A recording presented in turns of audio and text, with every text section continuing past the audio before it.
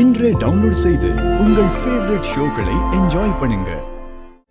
பெத்த அம்மாவோட நகை திருடுறது, எவனோ திருடிட்டு போன பணத்தை அப்பாவோட தலையில கட்டுறதுன்னு நீங்க தானே அவங்களை திரும்ப திரும்ப கொடுமைப்படுத்திக்கிட்டே இருக்கீங்க.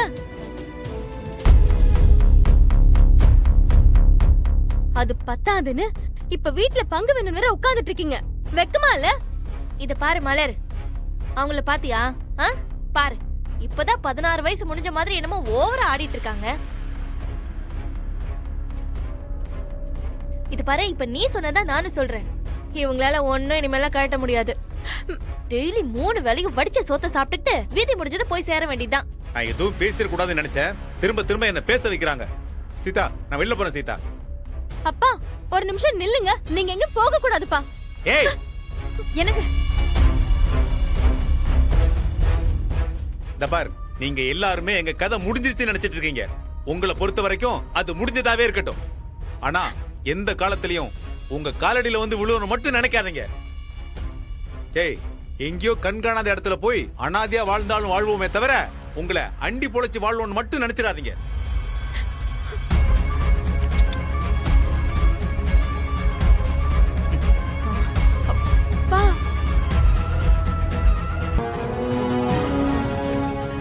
ஏங்க ஏன் இப்படி எல்லாம் பேசிக்கிட்டு இருக்கீங்க? மலர் அப்படி எல்லாம் பேசக்கூடிய ஆள் இல்லங்க. அவ நம்மள பார்த்து பாவப்படுறாங்க. சீதா, நம்மளை பார்த்து கோவப்படுறவங்களை விட நம்மளை பார்த்து பாவப்படுறவங்கள தான் எனக்கு சுத்தமா பிடிக்கல. இப்ப அவ என்ன சொன்னா கேட்டல்ல? வயசானவங்கன்னா எதுக்குமே லாய்க்கில்லாதவங்களா என்ன? அடுத்தவங்களை நம்பிதான் வாழ்ந்தாகணுமா? ஏன் சுயமரியாதையோடய சொந்தமா சம்பாதிச்சு வாழ்க்கை நடத்தக்கூடாதா? இதெல்லாம் பண்ண வேண்டான்னு உங்ககிட்ட யார் சொன்னது? பிள்ளைங்க வளரும் போது பெத்தவங்க பாத்துக்கிறதும் பெத்தவங்களுக்கு வயசானதும் பிள்ளைங்க பாத்துக்கிறதும் வழக்கம் தானேங்க. வாஸ்தவம் தான். ஆனா நம்ம வீட்டுல அப்படி நடந்துச்சா? சொல்லு சீதா, அப்படி நம்ம வீட்டுல நடந்துச்சா? இல்ல. அதனாலதான் நான் சொல்றேன். இந்த பார், கடைசி வரைக்கும் நாம நம்ம காலிலே நிப்போம். இவங்க யாரோட உதவியும் தேவை கிடையாது. இவன் மாமனார் பெரிய லாடு லபகதாசன் நினைச்சு கொடுத்த பில்டப் இருக்கே. அவர் அப்படியே பேசும்போதெல்லாம் வானத்தை வில்லா வளைக்கிறங்கிறதும், மணல கயிறா திரிக்கிறங்கிறதும், கடல அப்படியே தயிரா கடைஞ்சிருவங்கிறதும். ஐயோ, என்ன பில்டப், என்ன பில்டப்! அப்பா அப்படியே அறுத்து கிழிச்சு தள்ளிட்டாரு. கடைசியில ஒன்னும் கிழிக்கல. எல்லாரும் அள்ளிட்டு போகும்போது ஏதோ சின்ன சின்னதா கீழே சிந்தி கிடக்கிறத நான் அதுல இருந்து கொஞ்சமா கிள்ளிட்டு போலான்னு நினைச்சேன். அது இங்க நடக்கவே நடக்காது போல இருக்கு. நான் கிளம்புறேன்ப்பா. ராத்திரி ஆனா மறுநாள் என்ன பேசலான்னு 2 பேரும் திட்டம் போட்டு பேசி வச்சுதான் காலையில நம்மளெல்லாம் வந்து அசிங்கப்படுத்துறாங்க போல.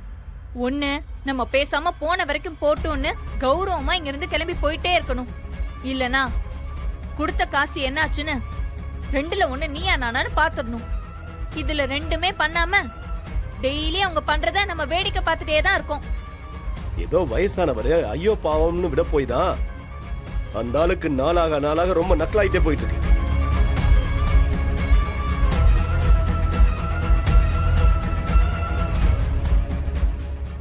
இத்தனை வருஷமா பாசத்தை காட்டி எங்களை குட்ட குனிறோம்னு அடிச்சுக்கிட்டே இருந்தீங்களாடா. பாசத்துல மூடி இருந்த கண்ணும் குனிஞ்சிருந்த தலையும் இன்னைக்கு திறந்து நிமிர்ந்துருச்சுடா. இந்த நாள் உன்னோட டைரியில குறிச்சு வச்சுக்க. இன்னையில இருந்து பிள்ளைங்களுக்கு எதிராக எங்களோட யுத்த காண்டம் ஆரம்பிச்சிருச்சு.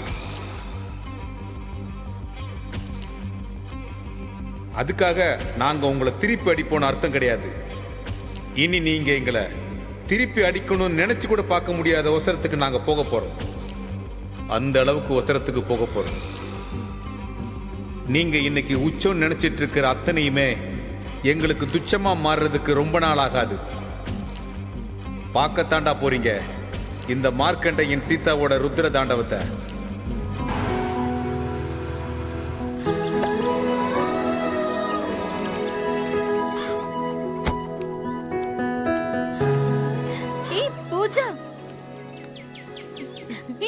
உமா, பாத்து எவ்வளவு நல்லாச்சு. நீ எப்படி இருக்க? நீ எப்படி இருக்க? சூப்பரா இருக்க. நீ எப்படி இருக்க? நான் நல்லா இருக்கேன். ஏய், நீ எப்படி யுஎஸ்ல இருந்து வந்த? சொல்லவே இல்ல. நான் வந்து 1 மாசம் ஆச்சுடி. அடிப்பாவி, ஒரு வார்த்தை கூட சொல்லவே இல்ல. அத ஏண்டி கேக்குற? வந்த அடுத்த நாளே நார்த் இந்தியன் டூர்னு சொல்லி கூட்டிட்டு போய் மாசம் முழுக்க ஊர் சுத்த வச்சுட்டாங்க. டூரை முடிச்சிட்டு வரவே 20 டேஸ்க்கு மேல ஆயிடுச்சு. அப்போ வந்ததும் மேடம் அப்படியே டி நகருக்குள்ள வண்டியை விட்டுருப்பேன். புடவை, பாத்திரம், நகைங்கன்னு அதுவும் 1 வாரம் போயிருக்கும். அதெல்லாம் வாங்கி பார்சல் கட்டி ரெடி பண்ணிட்டு இப்போ போறப்ப தலையை கட்டிட்டு போலான்னு வந்தியா? அதானே? அப்படியெல்லாம் ஒண்ணும் இல்லடி. ஆமா, உன்னோட ஹஸ்பண்ட் எங்க? அவருக்கு சூப்பர் மார்க்கெட் அப்பா வச்சு கொடுத்திருக்காரு. அத பார்க்க காலையிலேயே கிளம்பி போயிட்டாரு. இத பாத்தியா? சம்சாரம் அது மின்சாரம் படத்துல வர கோடு மாதிரி எங்களுக்கும் எங்க மாமனார் மாமியாருக்கும் சண்டையாகி அவங்க வீட்டுக்கு நடுவுல கோடு போட்டு பாதை பிரிச்சு விட்டுருக்காங்க. எங்களுக்குள்ள எந்த பேச்சுவார்த்தையும் கிடையாது. சரி, எனக்கு தானே செஞ்சு தர போறாங்க.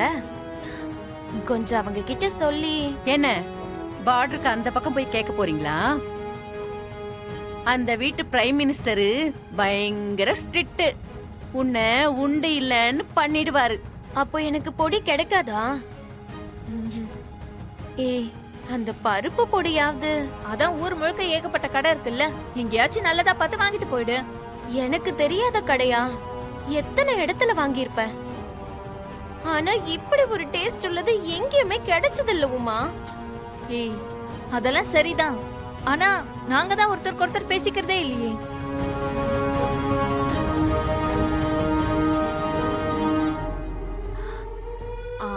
பூஜா, ஒரு 15 மினிட்ஸ் நீ இங்கே இரு. நான் பக்கத்துல பேங்க் வரைக்கும் போயிட்டு வந்துடுறேன். செக் ஒன்று டிராப் பண்ணணும்டி. பண்ணிட்டு உடனே வந்துடுவேன், ஓகேவா? Please, I value check. So நான் நேர்ல போயே ஆகணும். ஜஸ்ட் 10 மினிட்ஸ் தான், நான் வந்துடுறேன்.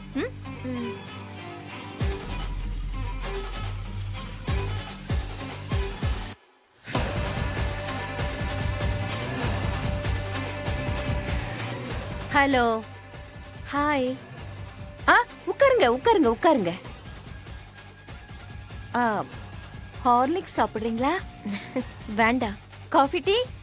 இல்ல தேங்க்ஸுங்க. இல்ல, இந்த பூண்டு பொடி, புளியோதரை பொடி தானே, அத நானே ரெடி பண்ணி தரேனே. நீங்க மேகலாவோட அம்மா தானே? ஆமா ஆமா ஆமா. எப்படி தெரியும் உங்களுக்கு? எங்க அம்மா நிறைய சொல்லிருக்காங்க. அப்படியா? அப்புறம் வேற என்ன சொன்னாங்க? நீங்க எனக்காகலாம் சிரமப்பட்டு செய்ய வேண்டாம். தேங்க்யூ.